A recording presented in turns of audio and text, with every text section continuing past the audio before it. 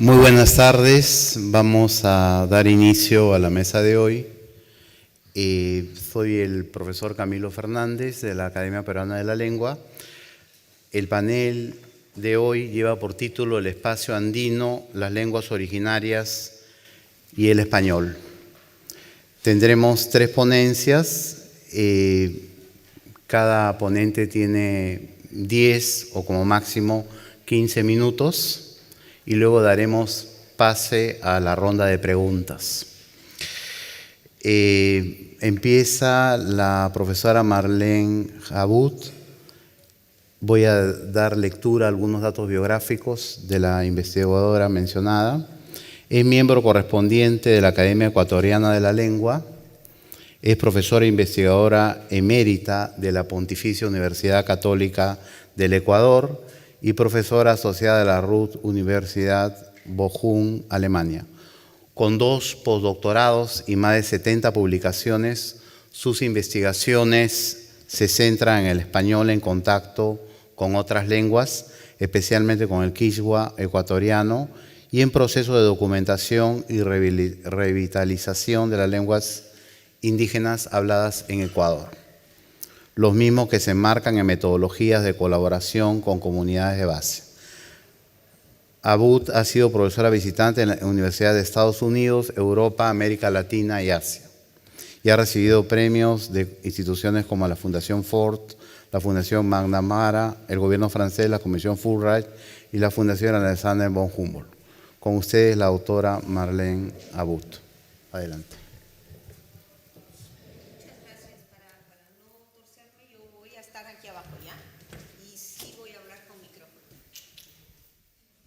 Hola, ¿ahí? ¿Sí? Muy bien. Muchísimas gracias. Gracias, Camilo. Gracias a todos. Buenas tardes. Es para mí un gusto inmenso estar aquí para poder hablar del espacio andino y hablar del Ecuador, ¿verdad?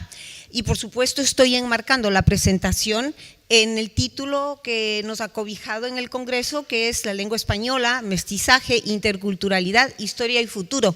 Solo que yo pensé que era importante, si es que esto funciona, claro, si no funciona, no funciona, era importante aumentar una palabrita, presente, ¿no? Pasado, presente y futuro, y es en ese marco que voy a empezar a hablar. Muy bien. Me dicen si alguien no me escucha así un poco a lo lejos, ¿no? Entonces, bien. Para que nos ubiquemos en el Ecuador, un viaje rapidísimo, sin maleta, no necesitan nada, no necesitan avión. Saben que el Ecuador es un pequeño país, solamente de 252.000 kilómetros cuadrados, con una población de 18 millones de personas, y según el último censo, se supone que hay solamente un 7% de población indígena. No tenemos los datos del nuevo censo, pero sabemos que ese dato no es exacto. Otras fuentes ya nos hablan de 25%, 30%, por ejemplo, ¿no? Los pueblos indígenas en el Ecuador son reconocidos oficialmente como nacionalidades. Esto equivale más o menos a las nations en los Estados Unidos, ¿no? Y tenemos 13 lenguas indígenas en este mapa, que es hecho ya por uno de nuestros proyectos. Ustedes pueden ver que cada color coincide con una de las nacionalidades y coincide con las lenguas. No que las lenguas estén cerradas dentro de estas fronteras, pero son los espacios oficialmente asignados para las nacionalidades, ¿de acuerdo? Entonces miren que tenemos 5 lenguas en la costa. Luego en el callejón interandino o la sierra tenemos sobre todo el quichua con 7 variedades. Aquí en la Amazonía también quichua, pero además 7 lenguas más que pertenecen a distintas familias lingüísticas. Tenemos lengua de señas, muy importante ahora en el país, finalmente está reconocida y en fin. Y por supuesto muchas variedades de español. Ok. Entonces, vamos a empezar con el tema historia. No crean que me voy a remontar a los 4.000 años antes de Cristo, pero casi. Y voy a ir rapidísimo, ¿ya? ¿Y por qué? Porque los fenómenos lingüísticos no son independientes del contexto histórico, sociohistórico y cultural de los hablantes. De modo que esto es muy importante que veamos. Antes de la conquista española, antes de que llegara el español, lo que es ahora el Ecuador, que es este mapa, no estaba vacío. obviamente. Ya había, imagínense ustedes que 500 años antes de Cristo, hasta 1500, había los señoríos étnicos que según Salomón eran pueblos indígenas muy, muy desarrollados, que además tenía cada uno una lengua. Aunque la mayoría de estas lenguas han desaparecido por completo, hay algunas que todavía influyen en el español y por supuesto influyeron en el quichua el momento que llegaron los incas. Sobre todo la lengua cañari, que está al sur y que está marcadita con una flecha, ¿verdad?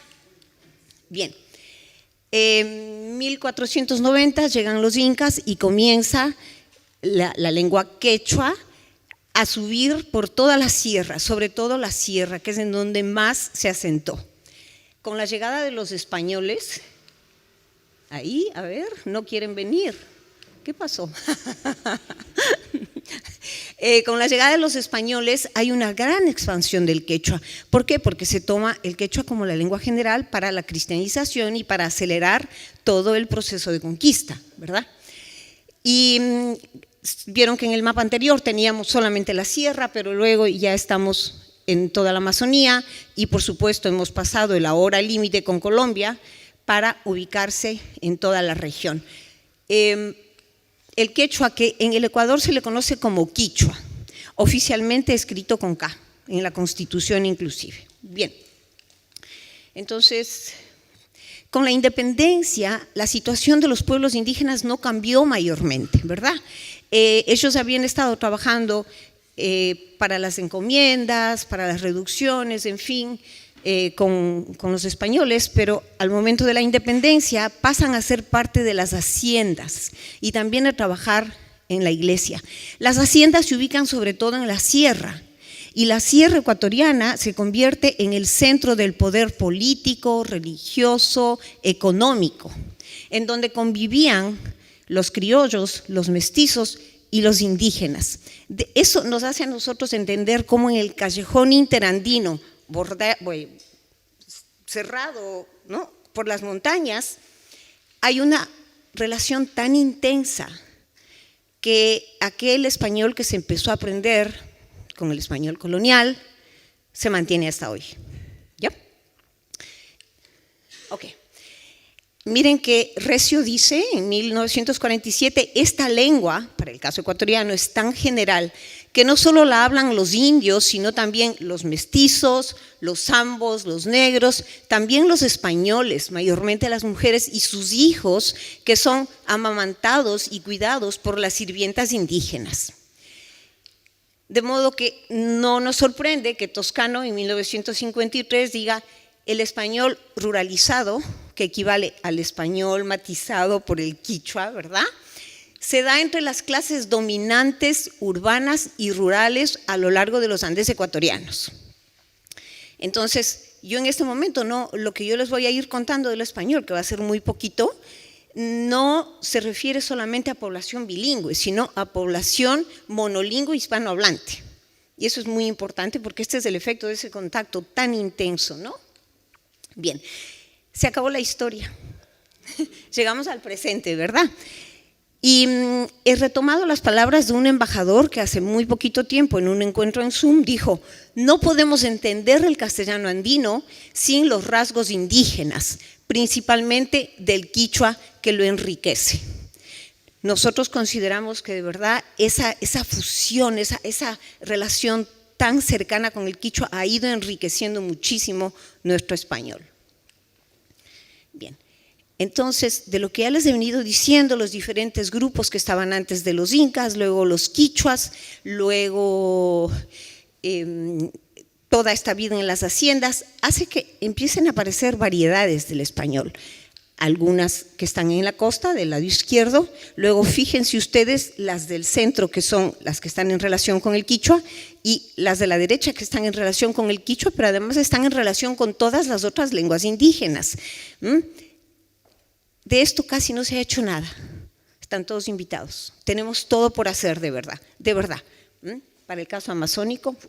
Y además, acuérdense que desde más o menos los 90 empezaron las grandes migraciones de ecuatorianos a Europa, a los Estados Unidos, y además con movimientos de ida y vuelta, mucha migración de retorno, y eso ha ido influyendo notablemente en la lengua.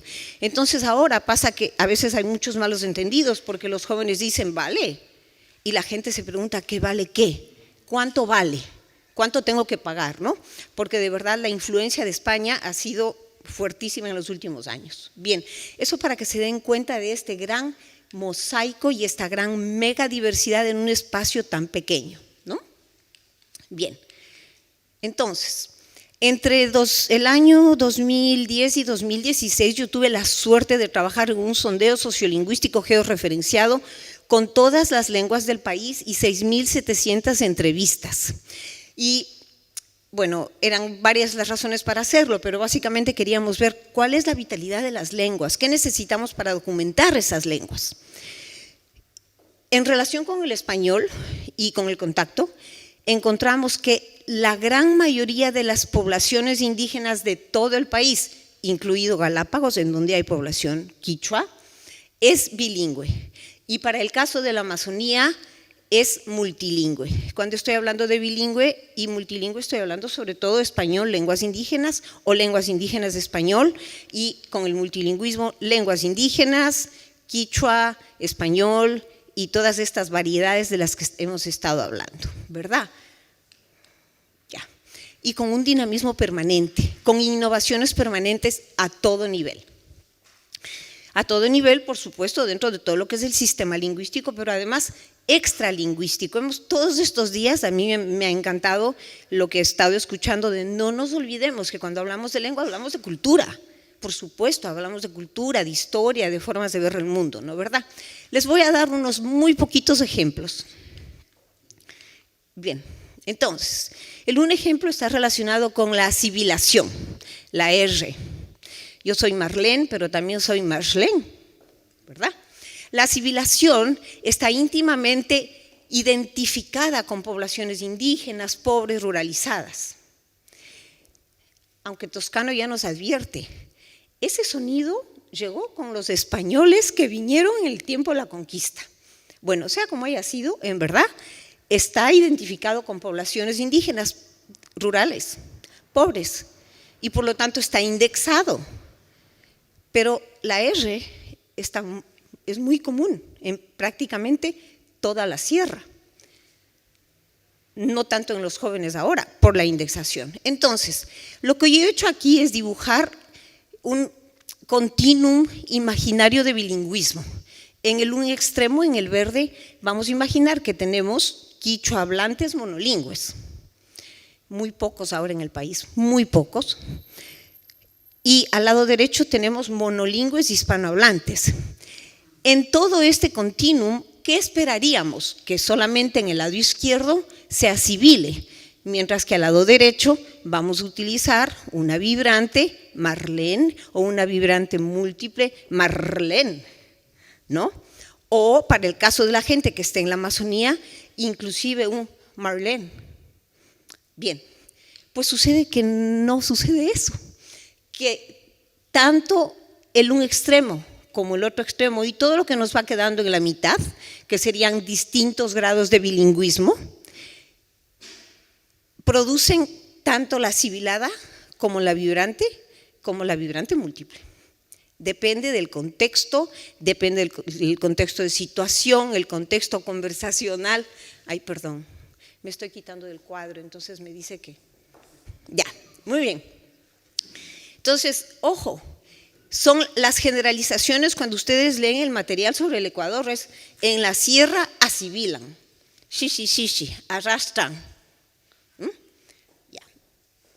No es la sierra, depende de muchas cosas, la edad además ahora muy importante. Algo más interesante con el tema de la sibilación es que empieza a ser un símbolo bastante divergente. Por un lado, te da vergüenza, no quieres que te oigan que dices Marlene. Por otro lado, hay grupos ahora, sobre todo académicos, intelectuales, artistas y jóvenes, que defienden la civilización con el orgullo identitario de que si yo no pronuncio con R, yo no voy a ser cuencano. Y mi directora que está aquí es de Cuenca, me puede decir si es verdad o no. Pero tú no asimilas si eres la directora de la Academia de la Lengua Ecuatoriana. Pero lo que sí pasa, miren, es que da cuenta de las contradicciones sociales de nuestro país. Yo por eso cuando hablo de la R, hablo de este poder que tiene un sonido, una R, para hacernos ver la historia, el presente y seguramente el futuro, ¿no? Y las contradicciones que se mantienen. Bien, entonces me voy a pasar a este segundo punto que ustedes deben haber leído siempre del, ay, en el Ecuador todo es del gerundio, voy caminando, te paso viendo, te doy cantando. Por eso nos llaman gerundianistas, porque pasamos gerundiando todo el tiempo. Adoramos el gerundio, aunque nos hayan dicho desde siempre, es que ahí no se pone un gerundio, es que eso está muy mal, no pones nunca principio de frase, nada. Entonces, yo les traje solamente unos muy poquitos ejemplos que además nos muestran los procesos de gramaticalización tan importantes en la lengua. Si yo digo algo como dejar matando, en verdad es que le maté, es un causativo. Y si digo me mandan sacando de la clase, cuando yo llegué vine muy desordenada y tanto, yo creo que querían mandarme sacando, así como váyase a otra sala, me sacaron, me hicieron salir, un causativo puro. Y votar, me ha votado dañando el micrófono, dañó el micrófono. ¿Ya? Les estoy dando solo 3 ejemplos. Muy común, decimos todo el tiempo. Votar menos está más indexado, pero los demás permanentemente. Hay letreros, por ejemplo, en sitios donde lavan la ropa al seco, en donde dice dejará pagando. Es decir, no se vaya sin pagar. ¿Ya? Bien, dejará pagando. Y gracias a la motivación del doctor Andrade, yo quería darles esto que es nuestro famoso dar más gerundio, que se convierte en un benefactivo, como por ejemplo, da pasando la sal, haz el favor de pasarme la sal. Y en un estadio más avanzado de gramaticalización, miren lo que pasa, da viniendo, por favor ven, se convierte en una marca de cortesía. ¿Ya? Muy bien. Me voy a pasar muy rápido al léxico porque no quiero ni ver la hora, Camilo. Entonces, en los términos cotidianos estamos usando quichua todo el tiempo. La gente no se da cuenta, pero si ustedes en una clase dicen, a ver, ¿qué significa esto? Todos te contestan, pero no se dan cuenta que en verdad están hablando todavía en quichua, ¿no? Y quería mostrarles esta palabra porque somos muy innovadores, ¿ya? Chapa, de chapana, mirar, es el policía, ¿verdad? Y aquí hemos hecho también nosotros nuestras innovaciones. ¿Por qué? ¿Qué es esto? Este es un chapa acostado que no me deja pasar, ¿no? ¿Verdad? Bien. Voy a avanzar. Por supuesto en la comida, el tema de la comida en quichua está en todos los restaurantes y aquí pueden ver ustedes cosas muy interesantes de composición entre el español y el quichua y el español. Yaping, de yapina, aplastar, más gacho, pues la tortillita de papa tan rica, ¿no? Y ahora, además, la comida ecuatoriana es parte de los concursos gourmet MasterChef. Bien. En un estudio muy reciente que hizo Elkin Araujo de la prensa escrita y el uso de los términos quichuas, encontró que de los más usados están entre la flora, la fauna, la alimentación, y que ya hemos visto, y la toponimia. Entonces, yo les traje nada más una fotito de un trabajo que hemos hecho en los últimos 3-4 años sobre plantas medicinales en comunidades indígenas. Comunidades indígenas bilingües, pero también comunidades indígenas hispanohablantes que viven muy cerca de Quito. Y hemos recogido 390 plantas, de estas 390 plantas, 40% está nombrada en quichua. A veces quichua, solo quichua, a veces quichua con español. Pero más allá de la terminología, es interesantísimo ver que la concepción hacia la planta, la relación de la planta con el medio ambiente, el territorio, la salud, el cuerpo, el uso, las prescripciones y proscripciones de estas plantas están íntimamente relacionadas con la cultura y la cosmovisión. Bien, la toponimia. Todos nuestros montes, todos los que nos rodean en los Andes, tienen por lo general nombres quichuas, como Carihuayrazu, que no es otra cosa que varón o macho, viento y nieve. Esto es muy importante porque todo en el mundo andino tiene vida. Las plantas, las piedras, tenemos piedras femeninas y masculinas que tienen otra clasificación, tienen su propio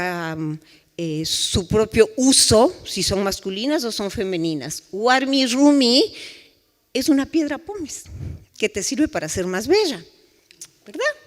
Ya, es verdad. Pero claro, hemos hecho extensiones de esto y acaba de terminar una conferencia que se llama Warmi Rumi, la fortaleza femenina en defensa de la mujer. Bien. Por otro lado, acuérdense ustedes que con la pandemia pasábamos recluidos en la casa. Muchas personas de las comunidades indígenas que estaban viviendo en la ciudad volvieron al campo y se dieron cuenta que la tierra estaba sola y estaba seca. Y lo primero que dijeron es, tenemos que despertar a la tierra humana, animada y con vida, ¿verdad? Y se empezó a trabajar en la tierra poniendo en evidencia los valores que nos han enriquecido del quichua, ¿no? Y de la cultura quichua. Minga, trabajar en colaboración para poder sobrevivir, y Randi, un intercambio recíproco con el otro. Bien, es decir, si nosotros no analizamos estas expresiones culturales locales, entendidas desde la cosmovisión propia, ¿qué es lo que pasa? Que se convierten en objeto de burla, de desprestigio, de maltrato, de desprecio. Y eso afecta a nuestro español, para que vaya retirándose del ámbito y vaya desplazándose, tal cual una lengua minorizada, ¿verdad? Bien, es decir, estas ideologías de racialización hacia la lengua, que en verdad son racialización hacia el hablante, están ligadas con el lingüicismo, con el clasismo, con el sexismo, con el racismo. Bien, hemos llegado al futuro, que como ven está en un color un poco oscuro porque no sabemos qué nos va a pasar, ¿no? Miren este futuro que no se le ve bien. Si es que estas ideologías de minorización a la lengua, fíjense cómo es en inglés, ¿no? Languagelessness, es realmente quitar el uso de la lengua, continúan, la muy ansiada interculturalidad no va a llegar. Porque no conocemos al otro, no nos conocemos a nosotros y no nos responsabilizamos por lo que pase con los demás. Porque no somos capaces, no seremos capaces de tener comunicación en igualdad. Es decir, no podremos poner en la práctica los derechos lingüísticos, los derechos humanos que están perfectamente bien escritos en la Constitución y la ley, pero no se dan en la práctica, y menos con justicia social. Entonces la pregunta es aquí, nosotros, ¿qué debemos hacer? ¿Qué podemos hacer? Hay que empezar por algún lado, y la academia es siempre tan poderosa. ¿Qué podemos hacer nosotros como académicos?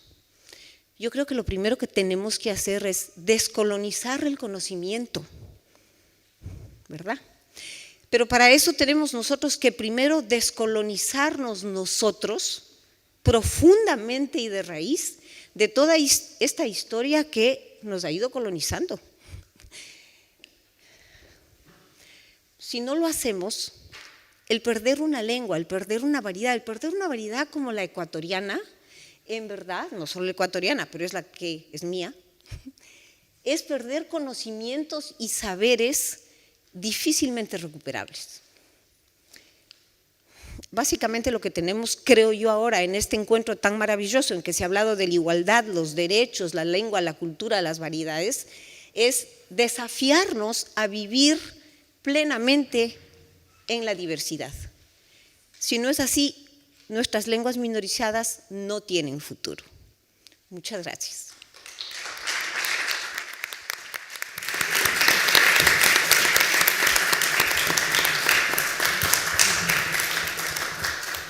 Muchas gracias, Marlene. El turno es para España Villegas, miembro de número de la Academia Boliviana de la Lengua. Desde el 28 de agosto de 2013 ocupa la silla con la letra A, licenciada en Lingüística por la Universidad Mayor de San Andrés, La Paz, donde se especializó en lengua española. Cursó el máster en Lexicografía Hispánica en la Real Academia Española y posteriormente obtuvo el doctorado en Filología Románica en la Universidad Albert Ludwig de Friburgo, Alemania. Ha publicado artículos en revistas especializadas sobre lexicografía. También es coautora del Léxico Mestizo, Diccionario de Préstamos del Quechua a Castellano Boliviano, obra redactada con base en el corpus del Diccionario de Bolivianismo del Instituto Boliviano de Lexicografía. Actualmente trabaja en el desarrollo de plataformas educativas para la enseñanza de español como lengua extranjera y es coordinadora del Corpus de Español de Bolivia, el proyecto de la Academia Boliviana de la Lengua. España, puedes empezar. Muchas gracias. Bueno, es un gusto compartir esta mesa con Marlene y con los colegas académicos. Bueno, después de escuchar la presentación de Marlene, bueno, Bolivia está muy lejos de toda la investigación que se hizo en Ecuador y en Perú. Lo que ahora voy a presentar es aspectos generales sobre el contacto y lo poco que se trabajó y todo lo que tenemos que hacer en Bolivia, ¿no? Bolivia, al igual que otros países de Latinoamérica, es rica en su diversidad cultural, lo que se refleja en la presencia de una gran variedad lingüística que es representada por 34 lenguas indígenas, habladas aproximadamente por 4 millones de habitantes, entre ellas el quechua y el aymara.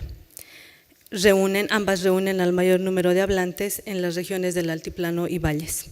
El quechua cuenta con un 31% de hablantes y el aymara con un 25%. Y tenemos una lengua, 31 lenguas amazónicas. Una de ellas es el guaraní, como una lengua representativa de las tierras bajas, hablada por el 2% de la población. El contacto del español con las lenguas indígenas de América se produjo hace varios siglos y se encuentran documentadas en varios manuscritos e investigados en Perú y Ecuador. Bolivia no es un caso diferente.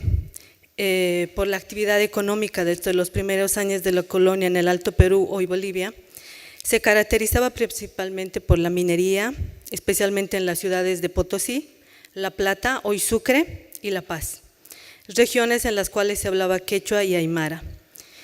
Esto contribuyó a que este contacto sea inmediato por los trabajadores en las minas que procedían de diferentes puntos del territorio, especialmente del altiplano, y recibían el nombre de mitimaes. Esta era una práctica que ya se realizaba desde antes de la colonia, la misma que luego propició el contacto de las lenguas indígenas con el español. Otro suceso histórico que se registró como un hito fue la implementación de la Ley de la Reforma Educativa en Bolivia, el año 1994, con el incentivo de la educación intercultural bilingüe, que generó varios cambios, pero que aún no tiene los resultados esperados en cuanto a la enseñanza y aprendizaje de las lenguas indígenas como segunda lengua. Sin embargo, hubo una transformación significativa en lo que se refiere a la creación de materiales para la enseñanza de las lenguas indígenas, no de todas, pero sí del aymara, del quechua y del guaraní. El bilingüismo caracterizó la primera etapa de castellanización de los habitantes en el territorio nacional. Al principio, los castellanohablantes tuvieron que aprender las lenguas indígenas y los nativos el castellano, para finalmente imponerse como lengua oficial del territorio boliviano. Coelho define, un estudioso de las lenguas en contacto, define este contacto como que en el castellano boliviano es, pues, si cabe la imagen, la máscara del rostro, al extremo de que podemos afirmar, explicitando la metáfora, que el castellano es la máscara que esconde el rostro, o que el rostro asoma aquí y allá en los puntos más sensibles y expresivos de la máscara, o que rostro y máscara y rostro son uno, porque el contacto entre ambos es extenso e intenso, profundo y sustancial. La relación entre el castellano y las lenguas indígenas claramente favorece al español. Prueba de esto es la información proporcionada por los censos realizados en Bolivia. En 1976, el 36% de la población hablaba castellano y el 20% era monolingüe de una de las 34 lenguas originarias del país. En el censo de 2001, el 50% de la población hablaba castellano y el 12% una lengua indígena. En el último censo del año 2012, el 68,7% de la población habla el español y el 18,7% quechua y el 11,1% el aymara.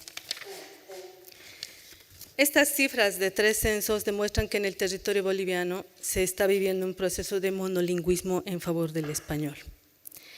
Las zonas donde se sitúan la mayor cantidad de hablantes quechuas y aymaras son La Paz, Sucre, Potosí y Cochabamba. Estas zonas pasaron a ser territorios diglósicos por el predominio del español sobre las lenguas indígenas. Así lo corrobora Mendoza, que el contacto entre el quechua y el aymara por compartir el territorio es predominante, además de compartir territorio con el castellano.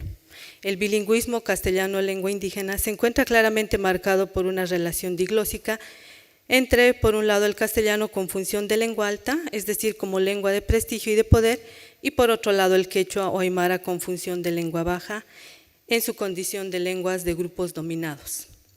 Por ello es innegable la transferencia de vocablos o partículas de la lengua 1, aymara o quechua, y la L2 castellano y viceversa. La situación diglósica del español con el quechua es aún más compleja, porque en Bolivia, por la convivencia de lenguas que tienen mucha representatividad, se presenta una diglosia alternativa entre el aymara, quechua y el castellano, y al mismo tiempo una situación se produce una multiglosia cuando en algunos territorios al norte de la ciudad de La Paz, que es la capital de Bolivia, el quechua, el aymara y el castellano pueden tener una situación, se produce una multiglosia cuando el rol de una de las lenguas asume el rol de una lengua baja frente a las otras dos. Las investigaciones sobre el contacto del español y lenguas indígenas aún son insuficientes en Bolivia. En el trabajo de Carlos Coello Vila, El español en contacto con las lenguas andinas y sus perspectivas de evolución, sugiere que los trabajos deben mantener sólidos fundamentos y seguir una adecuada metodología que hasta la fecha no existen en Bolivia. Por otro lado, propone considerar características lingüísticas de las variedades diatópicas sin excluir a las investigaciones en el nivel diastrático y diafásico. También sugiere no dejar de lado los niveles pragmático, textual, léxico y el aprendizaje del español como segunda lengua. En cuanto a los métodos, debe considerarse la influencia que se registra en grupos de monolingües y bilingües en relación a las variedades diatópicas, diastráticas y diafásicas, y en el nivel de análisis se debe elegir un método diferente, ya que se utilizan un método diferente para los estudios fonológicos, léxicos o morfosintácticos. Es verdad que las investigaciones sobre el contacto de lenguas en Bolivia son muy reducidas e incluso se puede aseverar que están ausentes casi por completo. Sin embargo, existen trabajos respecto al léxico en los que se registran abundantes vocablos de origen indígena, entre ellos el vocabulario criollo español sudamericano de Ciro Bayo de 1910, el habla popular de la provincia de Valle Grande de Hernando Sanabria Fernández, 1965, el Diccionario de Bolivianismos de Nicolás Fernández Naranjo, de 1975, y el Diccionario de Bolivianismos y Semántica Boliviana, de 1982, de Jorge Muñoz Reyes e Isabel Muñoz Reyes. Entre otros estudios dedicados al léxico, es el Diccionario de Bolivianismos de Carlos Coello Vila, el de José Mendoza, El castellano de La Paz, sintaxis divergente, y el trabajo de Ofelia Moya, sobre los pronombres átonos en el castellano andino. La división dialectal en Bolivia. El primer planteamiento que se hizo es de Carlos Coello, el año 2008. Su propuesta reconoce 3 regiones o zonas tomando la influencia del sustrato, el bilingüismo y las consecuencias emergentes del contacto. Estas zonas son la andina, que comprende 4 departamentos, La Paz, Oruro, Cochabamba, Chuquisaca y Potosí. La zona B, región del oriente, que comprende los departamentos de Santa Cruz, Beni y Pando, y la zona C de los valles centrales y del sur. Toma en cuenta en la zona C solo el departamento de Tarija. Esta zona que propuso Carlos Coello se relaciona mucho con esta división dialectal que se hizo para el Diccionario de Americanismos, un proyecto que dirigía la Universidad de Augsburgo en Alemania. Sin embargo, la clasificación de Mendoza es más precisa y es lo que mostramos en el mapa. Bueno, no sé si lo puedo marcar, pero bueno, tenemos 3 zonas: la zona andina, que está entre los departamentos de La Paz, Oruro, Potosí y Sucre. En esta zona andina el empleo predominante de la variante fricativa es y en posición final de sílaba, ¿no? Es muy frecuente. Y el voceo pronominal en alternativa con el uso de tú, y el voceo verbal solo en la forma imperativa. La zona oriental, que es la más grande,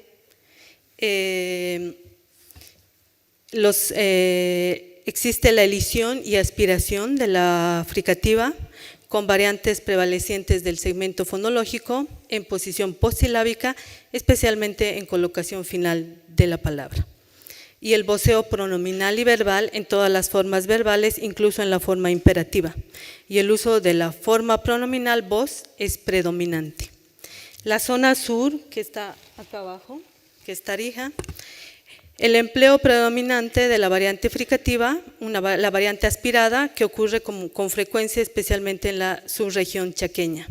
Y el voceo pronominal en alternancia del uso de tú, voceo verbal, predominante en la forma imperativa y en las formas de indicativo, especialmente en la variedad popular.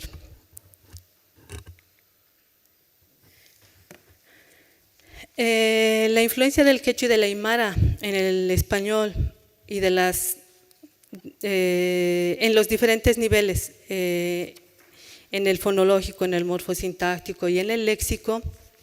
Presento aquí algunos ejemplos en la zona andina, lo que, bueno, acabo de leerles, pero un momento. Sí.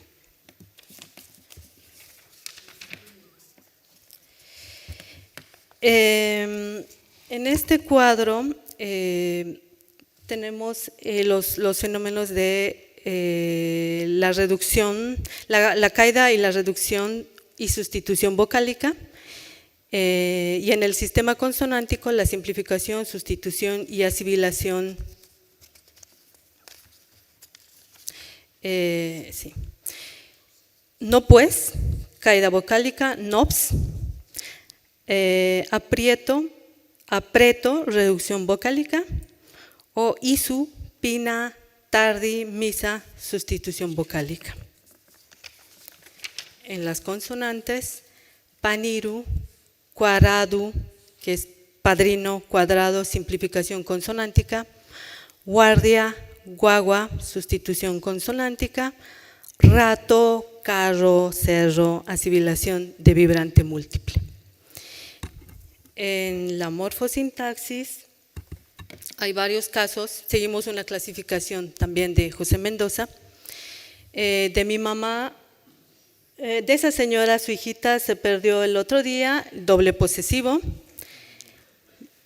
Llegué a La Paz, toda la familia se había prestado movilidad, todo para subirme a recoger, a esperar en grupo, pluscuamperfecto espurio. En allá estaba hablando con tu hermano, en más locativo. No molestes diciendo había dicho, él dice con función de validador referencial. Lo quiere ganar el partido, duplicación del acusativo pospuesto. Nunca no se arregla ese problema, discordancia de género. Bueno, creo que aquí hay un problema, es doble negación. A ver, pues veremos de a poco uso divergente de preposiciones y le he explicado bien cito, sufijo diminutivo.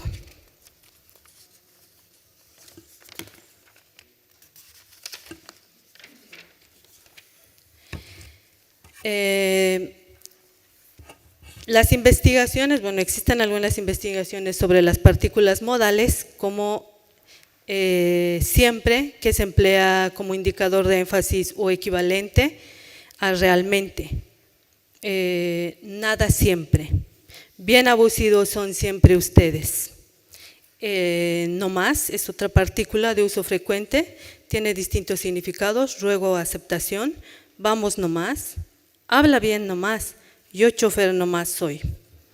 Pues la conjunción asume diferentes significados, énfasis o insistencia, generalmente en posición final. Démelo pues. Y la conjunción adversativa pero en el castellano andino con el valor de énfasis. Vení solito pero, también en posición final. En cuanto al léxico, los vocablos empleados están restringidos a la lengua oral, tanto en la variada culta como en la popular. Los vocablos de origen aymara y vocablos de léxico compartido y los vocablos compuestos es una clasificación que hizo Mendoza en uno de sus estudios. No obstante, después de haber realizado un análisis exhaustivo del diccionario de préstamos del quechua al castellano boliviano, tenemos como resultado 11 grupos, lemas con étimo quechua, lemas con étimo compartido aymara y quechua, lemas que mantienen la etimología quechua, lemas con raíz quechua y sufijo castellano, lemas con prefijo castellano, raíz quechua y sufijo castellano, lemas con raíz quechua y sufijo aymara, lemas compuestos quechua castellano y castellano quechua, y lemas compuestos quechua, quechua y sufijo castellano, lemas compuestos aymara y quechua y lemas compuestos castellano y sufijo quechua. Las investigaciones, como acabo de demostrar, son muy escasas. Sin embargo, existen estudios especialmente sobre el léxico que hasta la fecha fueron generalmente lexicográficos, pero bueno, en la crónica que se publicó, que se presentó ayer,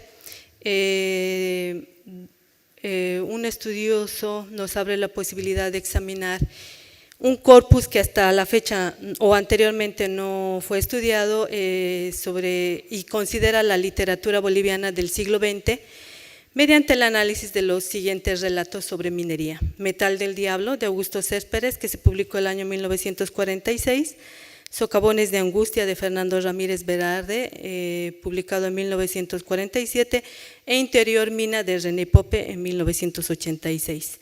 En cada uno de los textos, Columba recopila varios términos clasificados en campos semánticos, el de las acciones, lugares, instrumentos propios de trabajo, minero, los oficios, las ocupaciones de la mina, los sobrenombres o apodos empleados por los miembros y lenguaje obsceno y peyorativo. Por su parte, Lipski estudia la lengua de los afrobolivianos. La comunidad afroboliviana se encuentra ubicada en La Paz. Esta comunidad convive con aymaras principalmente, es por esto que es importante realizar una investigación de contacto entre la lengua afroboliviana, el aymara y el español. No se debe dejar de lado el análisis del contacto entre el español y el chipaya, además del español con el puquina, que son casi lenguas extintas, son lenguas casi extintas, pero que con seguridad muestran el contacto en el léxico. Bueno, para concluir, es importante encarar investigaciones en diferentes planos, no solo el morfosintáctico o léxico, que hasta la fecha hay muy pocos estudios, pero no debe excluirse la creación de una base de datos representativas del español de Bolivia que no existe y de las lenguas indígenas que no existe en nuestro país, un corpus oral y escrito sistematizado que ayudará como punto de partida en las futuras investigaciones. También por la migración en las áreas dialectológicas que se propusieron, que fue una propuesta del año 2010, se fueron ampliando, por ello es necesario el desarrollo de estudios para precisar cada una de ellas con base en las características fonológicas, morfosintácticas y léxicas que se registran en Bolivia. Las futuras investigaciones deberán considerarlas con el fin de realizar estudios representativos del español de Bolivia. Gracias.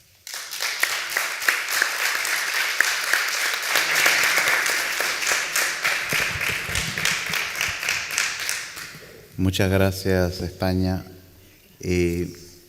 Ahora el turno es para Carlos Arrizabalaga, doctor en Filología Hispánica por la Universidad de Navarra, España, con una tesis en Lingüística Española, 2004, profesor investigador con especialización en estudios léxicos y gramaticales del español americano y de historiografía lingüística peruana. Ha publicado los libros El Dejo Piurano, 2012, y Lingüística Peruana, Introducción a los Estudios del Castellano en el Perú, 2017, y numerosos artículos. Ha sido profesor visitante en California State University y colabora en suplementos culturales de prensa y de internet con notas de lengua, historia, literatura y etimologías. Escribe una columna en el diario Correo de Piura llamada Detrás de las Palabras. Carlos, tienes la palabra. Muchas gracias, buenos días a todos. Agradezco a los organizadores de este congreso por la oportunidad de compartir unas ideas en este panel. No voy a hacer una presentación general de la realidad lingüística del Perú, que bueno, es similar. Tenemos el castellano como la lengua más hablada en el país y amplias regiones donde se habla quechua. Solo en una región de Puno donde se habla aymara y pues más de 40 lenguas amazónicas, pero mi idea era más bien reflexionar un poco sobre, no sobre la situación en realidad, sino sobre la historiografía que se ha hecho al respecto. Creo que es muy interesante pues, poder hablar en un panel porque en el Perú se han hecho muchos estudios del español andino, ¿no? Entonces hay una situación distinta, ¿no?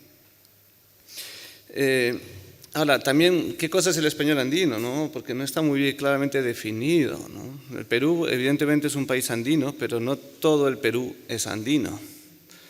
Entonces, ¿qué pasa con el español no andino del Perú? O sea, pues hay muy pocos estudios, ¿no?, del español costeño. La denominación, pues, es un concepto difuso, ¿no?, de límites no tan claros. Podríamos incluir los estudios mochicas o la zona de norandina, que ha estudiado el profesor Luis Andrade muy bien, aquí presente, donde hay una influencia de la lengua cuye, ¿no? Y entonces, claro, el panorama es mucho más complejo de lo que aparece, ¿no? De paso, que el profesor Andrade nos dio ayer una bonita exposición sobre el benefactivo en distintas regiones y yo no hubo tiempo de hacer comentarios ni preguntas, pero yo no he registrado en Piura, en el Bajo Piura, ese fenómeno, ese benefactivo, pero es interesante y siempre hay retos para seguir investigando, ¿verdad? Pienso, en general, que el estudio del español andino ha sido, en conjunto, un gran aporte de la lingüística sudamericana a la hispanística y al conocimiento de las lenguas del mundo en general. Hay pues, muchos estudios, ahora se está ampliando al español amazónico, con estudios como de Margarita Jara, también muy interesantes, pero vamos a referirnos solamente al español en contacto con el quechua o sea, con las lenguas andinas, ¿no? Quechua y aymara, básicamente el quechua en el Perú. Hay muchos estudios, muchos fenómenos interesantes, como el pluscuamperfecto evidencial, los usos de decir o el gerundio diciendo reportativo, la interpretación de los clíticos, algunos usos preposicionales, el uso, las variaciones en el uso del artículo, en el orden de palabras, el posesivo, etcétera. yo más bien pienso hacer un poco un panorama de la historiografía. Los estudios del español andino comienzan en la Universidad de San Marcos, en Lima, en los años 70, a raíz de una relación estrecha que se establece con la Universidad de Cornell en Estados Unidos y a resultas de unos trabajos pioneros que realizaron los norteamericanos Anthony Lozano y Luisa Stark sobre el español en contacto con el quechua. Esto coincide con un plan de fomento lingüístico que elabora diccionarios y gramáticas de las variedades peruanas de la lengua quechua y con un proyecto que desarrolla el Ministerio de Educación a través del INIDE para investigar las características del habla del niño peruano castellano hablante. En 12 ciudades, bueno, eran 25 ciudades del país, pero no se publicó todo, se publicó solamente una parte, se publicó Puno, Piura. Bien. Bueno, estos estudios permitieron descubrir numerosos fenómenos de interferencia que aparecían en el habla de los niños, ¿no? Es curioso que todo esto se dio un poco en paralelo cuando en Hispanoamérica se estaban realizando proyectos del Atlas Lingüístico Hispanoamericano o el estudio de Lope Blanch de la norma culta. En realidad, los estudios, los grandes proyectos continentales no tuvieron nada que ver con el desarrollo de los estudios del español andino, ¿no? Un poco como el estudio del español andino nació a espaldas de la hispanística, ¿no? Fue gracias a Germán de Granda y luego Julio Calvo que diríamos se incorporaron más a la hispanística y ahora forman pues, capítulos de los congresos de lingüística hispánica, ¿no? La publicación en 1978 de Variaciones sociolingüísticas del castellano en el Perú, de Alberto Escobar, con todas sus limitaciones y deficiencias, marcó definitivamente la marcha de los estudios del español andino. Escobar tenía a su cargo el plan de fomento lingüístico. A través del Instituto de Filología de San Marcos trató de formar un equipo de investigadores, pero luego su traslado a Bloomington y su posterior enfermedad dejó un poco huérfana la lingüística peruana, ¿no? Quedó ahí un poco como que varios proyectos truncos, ¿no? Pero el que tomó ¿cómo se dice? El testigo fue el profesor Rodolfo Zorrón Palomino, que se formó en Cornell y pues, desarrolló muchos estudios sobre el español andino, la educación y la historia lingüística de los Andes, ¿no? Aunque ahora luego ya se ha dedicado más a estudiar la lingüística quechua, la lingüística aymara, ahora el puquina, otros. Otros investigadores que han desarrollado estudios sobre el español andino son Juan Carlos Godensi, que estudió pues, la realidad de Puno. En la Universidad Católica destacó pues, los estudios de José Luis Rivarola, que descubrió pues, la presencia de esas interferencias en testimonios de la época virreinal y republicana, parodias que revelaban la estigmatización, ¿no? La indexación, como se dice ahora, sufrían los hablantes por emplear rasgos considerados motosos, ¿no?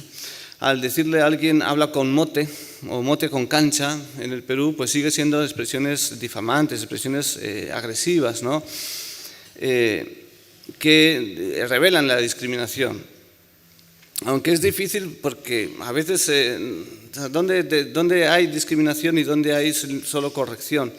Entonces hay un problema de presión, ¿no? Que bueno, hay que analizar. Que tiene que ver con el racismo y el clasismo, es verdad, pero no siempre. Bueno, es imposible mencionar a todos los estudiosos, pero bueno, puedo señalar a Inés Posey Scott, Ana María Escobar, Carol Klee, Margarita Jara, el propio Luis Andrade. La mayor parte de los estudios son puntuales. Gustavo Solís estudia la diátesis, Juan Carlos Godensi estudió primero un panorama de Puno, pero luego se especializó, o sea, estudió el uso del artículo. Los críticos han interesado a Azucena Palacios y a otros investigadores. La evidencialidad ha llamado la atención de Luis Andrade, de Virginia Zavala, de Gladys Merma, entre otros. Entonces, otro área del español andino que se ha estudiado también es la presencia de estos rasgos del español andino en Lima. Hay un interesante trabajo de Carola Mick y Azucena Palacios de 2013. Y también estudios sobre las actitudes lingüísticas y prejuicios contra la motosidad, por ejemplo, de Susana de los Heros, de Luis Andrade y de Jorge Iván Pérez. A veces los estudios no se focalizan en fenómenos, sino se focalizan en ciudades. Ya dije de Jodensi que se focaliza en Puno, Sonia Benavente estudia Arequipa, Félix Julca analiza la situación de Huaraz, Ocampo y Cli estuvieron en Calca. Como digo, la mayor parte de los trabajos... ¿Qué pasó? La mayor parte de los trabajos se ocupan de aspectos concretos o de espacios reducidos, a veces con solo 10 o 15 informantes, lo que ameritaría más bien un trabajo coordinado, que no se ha hecho, que abarcara una descripción global de las variedades del español andino con un método pues, más, digamos, que permitiese la comparación en cantidad, en un corpus que tenga pues, el mismo número de informantes, el mismo número de fenómenos. ¿No se oye? Allá. Eso permitiría pues, hacer una descripción global de las variedades del español andino, ¿no? Yo pienso que a veces ha habido muchos estudios, pero como que los árboles no dejan ver el bosque, ¿no? Y los estudios se fijan en un árbol, ¿no? O sea, vemos un árbol, qué interesante, ¿no? Vemos otro árbol, qué interesante, porque son fenómenos llamativos, ¿no? Que todo lingüista quiere descubrir, ¿no? Ahora, yo creo que ahí se produce una distorsión, porque lo que vemos los lingüistas quizás no es lo que ve la gente, ¿no? Hay que ver si la gente lo ve o no lo ve, porque la gente los usa y no se da cuenta que, claro, ese llamar la atención puede hacer que los hablantes adquieran una valoración positiva de esos fenómenos, lo que sería bueno para su continuidad, pero también puede haber una distorsión, porque de repente se nos presenta el español andino como una larga lista de fenómenos, pero que en realidad no se dan todos en el mismo sitio, ni en el mismo tiempo, ni en el mismo sociolecto. Se supone que se dan más en el campo que en la ciudad, evidentemente, pero también algunos se dan en la ciudad. Y ese estudio todavía, o ese conocimiento todavía no se tiene, ¿no? Entonces hay que tener cuidado con esas largas listas de fenómenos que pueden dar una visión un poco... Porque tú vas a Cusco y luego no, la gente habla normal, o sea... ¿Dónde están esos fenómenos tan interesantes que están ahí en esa lista? Pues sí, claro, te los encuentras, pero no todos juntos y no todos a la vez. Porque la mayor parte del bosque son pinos, ¿no? Pero esos a los lingüistas no nos llaman la atención, ¿no? Vamos a ver ese árbol un poco especial, que mira, lo que aquí se ha desarrollado este árbol, qué interesante, ¿no? Bueno, sí me entienden, no sé si, bueno, igual digo una barbaridad, pero es lo que pienso. Sería bueno contar con un atlas lingüístico del Perú. O sea, nunca se publicó la parte peruana del atlas lingüístico del Perú, del proyecto del 1984 de Quilis, y nunca se publicó. Los materiales los tiene la Universidad Católica, no sé, sería bueno hacer un nuevo atlas, ¿no? Sería muy bueno hacer un nuevo atlas lingüístico del Perú, ¿no? El otro fenómeno es el tema histórico, ¿no? Se presume que siempre ha existido el español andino, ¿no? Pero habría que ver si de verdad, qué tal extensión ha tenido ese español andino en el pasado, ¿no? Porque podría haber, o sea, por ejemplo, Rivarola dice, ya, tengo que avanzar, que quizás es un fenómeno transitorio, ¿no? Y es un fenómeno más característico del siglo XX, ¿no? Que hubo en algunos casos bilingües, pero no tanto. Los textos escolares de los años 20-30, que yo he revisado, Alberto Ureta, Arturo Montoya, José Gabriel Cosillo, no dicen nada sobre rasgos andinos. Y es interesante. Claro, están dedicados a hispanohablantes monolingües, pero no corrigen ningún fenómeno del español andino. Sí corrigen la pluralización de haber, ¿no? Habían personas, que es un fenómeno absolutamente general en el Perú. ¿Cómo se ha interpretado el español andino? Pues hay ideologías, ¿no?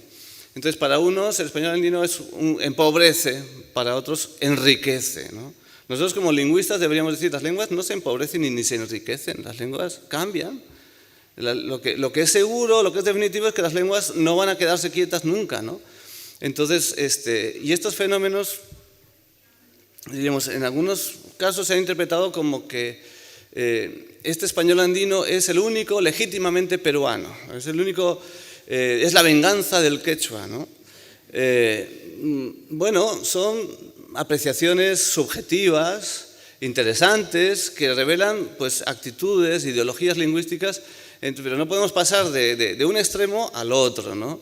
Entonces, las lenguas cambian, ¿no? Que se enriquecen, y es que antes eran pobres o que no, si las lenguas siempre buscan recursos. Habría que reflexionar más sobre si estos fenómenos que se están extendiendo en el español andino no resultan funcionales, ¿no? Resultan funcionales y a la gente les funciona. Entonces hay que ver por qué les funciona. ¿No será también porque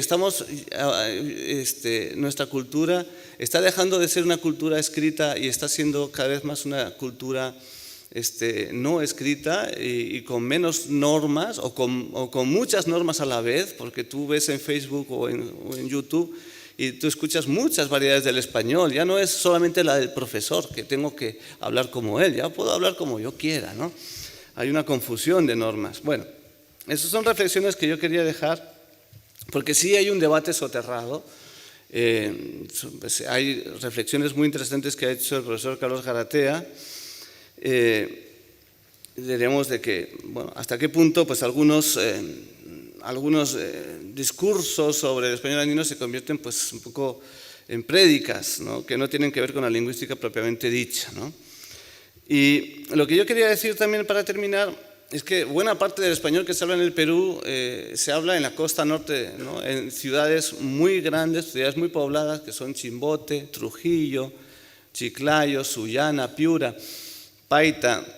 Es casi la tercera parte de la población del país. ¿Hay algunos rasgos de español andino en esas ciudades? Algunos sí hay, pero en su mayoría no. Y esas ciudades no se han estudiado, ¿no?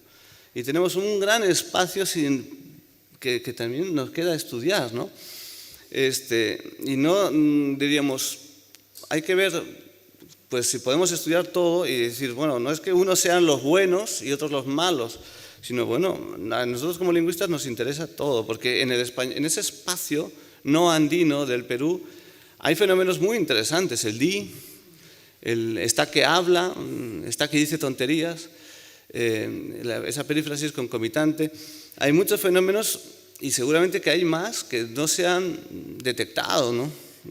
Porque nadie ha ido a Chimbote a ver cómo habla la distinta gente de esa ciudad y si hay fenómenos. Y decir simplemente para terminar que hay que respetar todas las variedades, ¿no? Las andinas y las no andinas, las amazónicas, las afroperuanas, todas forman parte del español del Perú. No podemos pretender que lo más peruano es uno y el otro es menos peruano, ¿no? Y es que no, este es lo típicamente peruano porque es propiamente andino. Bueno, sea propiamente andino, da igual si viene del quechua o viene del chino, no importa. O sea, lo que tenemos que ver es de dónde, cómo funciona en estas variedades, ¿no? Eso sería mi punto de vista. Gracias.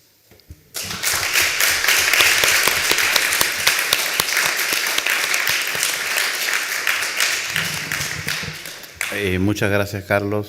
Pasamos a la ronda de preguntas. Si hay alguna pregunta. A ver, no sé si podemos usar el micro para... ya, muy amable. Adelante, por favor. Sí. Buenas tardes. De las tres exposiciones, yo haría la siguiente pregunta. A ver si habría como un común denominador. En vez de español andino de Ecuador, español andino de Perú, español andino de Bolivia, ¿no sería mejor español en zonas andinas de? Porque eso de privativo y diferencial cuesta mucho identificarlo. Entonces, esa es mi pregunta. Muchas gracias. Bueno, sí, sería más preciso en mi punto de vista. Yo entiendo que está bien que se diga español andino, no me parece que sea un término incorrecto. Lo que tenemos que tener claro es a qué se refiere el español cuando hablamos de español. Hay muchos españoles andinos, ¿no? Hay distintos españoles andinos. Y en un sentido amplio, claro que todos los países andinos, hasta el último rincón, de alguna manera está marcado por una presencia actual o en el pasado de contacto con otras lenguas, que no solamente son el quechua y el aymara. Evidentemente, el término es adecuado. Lo que es confuso, y ahí estoy totalmente de acuerdo con Carlos Garatea, de creer que el español andino es un todo homogéneo, ¿no? Un todo homogéneo, un todo unido, ¿no? Eso, los españoles andinos son muy variados entre sí, ¿no? Y se dan muchas situaciones, porque la lengua no se detiene, sigue generando cambios, ¿no? Creo que en cuanto a la pregunta o al comentario, creo que eso es algo que se está cada vez pensando más y haciendo más en el caso ecuatoriano, que tratamos de ser muy específicos cuando estamos hablando de un lugar y hablamos del español, por ejemplo, que hablan en Cañar, al sur, y que está verdaderamente matizado también por el cañari, que es una de las lenguas preincas que está todavía ahí, ¿no? Viva. Y además tratamos de ser como bastante específicos cuando decimos si hablamos de bilingües o monolingües. No estamos categorizando a los bilingües por el nivel de proficiencia en las dos lenguas, porque en verdad esos trabajos tampoco se han hecho. El único trabajo que se hizo así con este detalle de qué pasa con las habilidades de un bilingüe y demás fue en el año 92, 94, que nosotros hicimos con un equipo en 69 escuelas del centro de la sierra. Entonces, no, sin especificar tanto, lo que sí es que tratamos de ser específicos al referirnos al español andino, ¿no? Porque hay muchos, nosotros decimos que castellanos andinos para no confundirnos con muchas personas de España que ahora viven en Ecuador.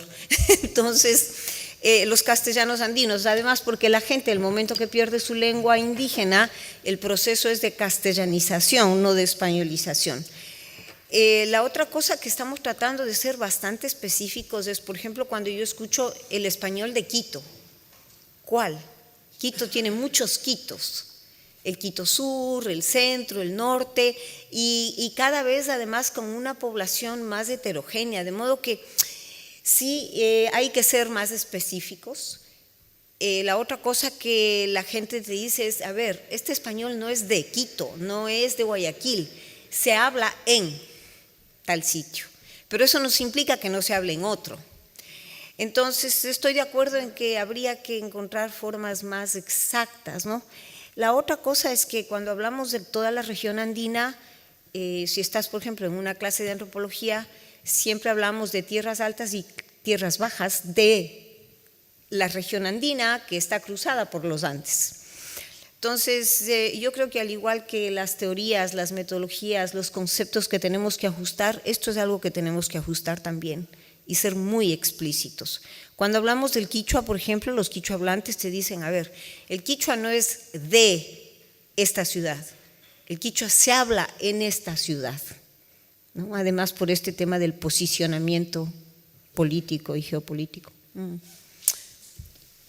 ¿Alguna otra pregunta?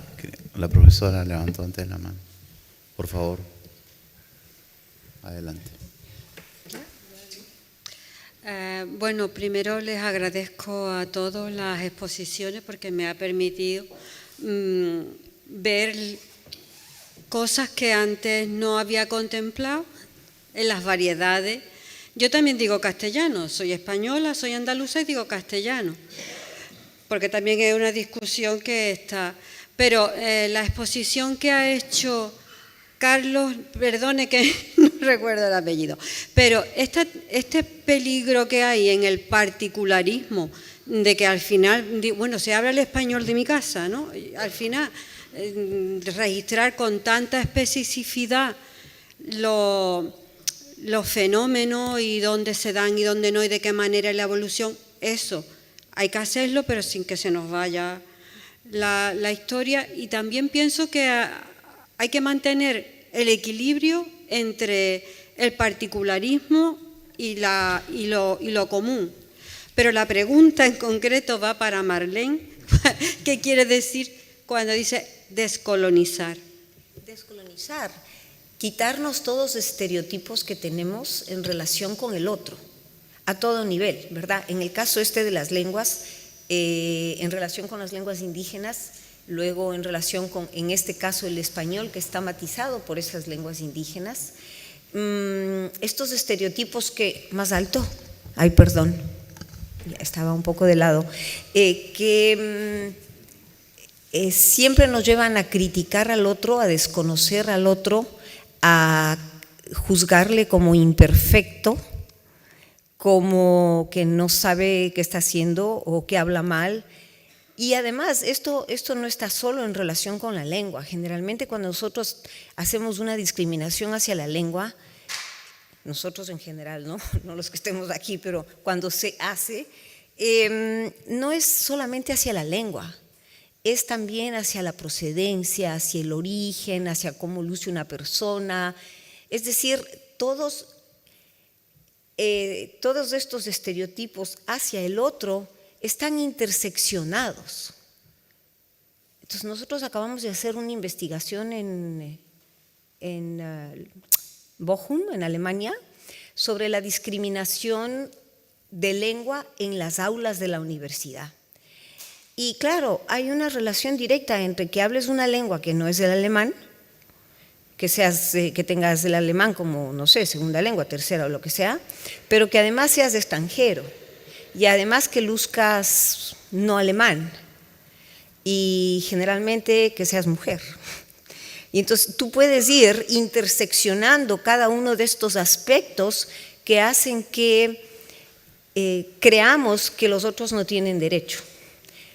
Y cuando pasa eso, realmente el hablante, el otro hablante, cree que tiene el poder de maltratarte. Cuando hemos estado hablando todos estos días de respetar los derechos y de pensar en derechos con justicia social, tenemos que quitarnos estas taras pensando que nosotros sí tenemos derecho, pero el otro no, o porque vive en zonas rurales, o porque es pobre, o porque no habla la lengua que yo hablo, y así sucesivamente, ¿no? No tiene un nivel alto de educación. Entonces, mientras nosotros estemos imbuidos por este pensamiento y por esta forma de ver al otro, no podemos, por ejemplo, pensar en interculturalidad, porque como se ha venido viendo, la interculturalidad es prácticamente el otro tiene que asimilarse a asimilación. Los indígenas en el Ecuador han estado bajo el sistema de educación intercultural bilingüe, pero solo ellos, el resto de la población no, ¿verdad? Entonces es ver algo que tiene que ser inter como de una sola vía. Mientras no nos despojemos de todo esto que nos ha imbuido a lo largo de la vida, no va a ser posible la interculturalidad. Ya hemos visto que las escuelas interculturales bilingües han sido castellanizadoras, que la vida diaria es castellanizadora, es blanqueadora, ¿verdad? Entonces, sí, yo creo que ahora inclusive hay esta discusión de ¿vamos a ser capaces de ser interculturales o tenemos que aprender a ser multiculturales y multilingües, pero con respeto? Quizás si damos ese paso, podríamos llegar a la interculturalidad. Perdona si me alargué. Ya, perdón. Perdón. Dice descolonizar, pues también hay otros elementos que forman parte de eso, que son los prejuicios, que es el respeto, también el concepto de hegemonía, la uniformización, y entonces es grandecita la cosa. Gracias. Una pregunta más aquí. ¿Sí? Por favor, breve la pregunta y breve la respuesta porque estamos sobre la hora. Por favor. Yo quería saber si en alguno de los países andinos existen estudios comparativos entre el quichua, por ejemplo, el quechua en el quechua en Bolivia o en Perú respecto del quichua en el Ecuador. ¿Existen estudios comparativos o cada estudio se ha ido haciendo de manera casi individual por unos cuantos individuos iluminados por el deseo de entendernos mejor? Bueno, en Bolivia no existe ningún estudio que haya tomado o que haya trabajado con Ecuador, algún especialista, o con Perú. Creo que son todos individuales. Es curioso y es muy lindo además sentir esto. En 1895, en el Ecuador, un tatarabuelo mío escribió el primer diccionario quichua, español quichua, que todavía usamos, porque prácticamente hay algún otro, pero entiendo que muy limitado y se usa mucho menos. Entonces, ¿será que no evolucionamos? ¿Será que evolucionamos? No sé quién me pueda contestar, pero son inquietudes muy del corazón. Creo que en los últimos años sí se está pensando justamente en trabajar comparativamente. Acaba de salir creo que Luis sabe exactamente el nombre del libro que acabamos de sacar, en donde se trata de ver por regiones, qué pasa en las regiones. Yo tuve la suerte de trabajar un pequeño artículo, un pequeño capítulo muy limitado por el número de palabras, con Juan Carlos Godenzi, en el que hicimos una muy limitada comparación de algunos de los efectos del contacto en Bolivia, Perú y Ecuador.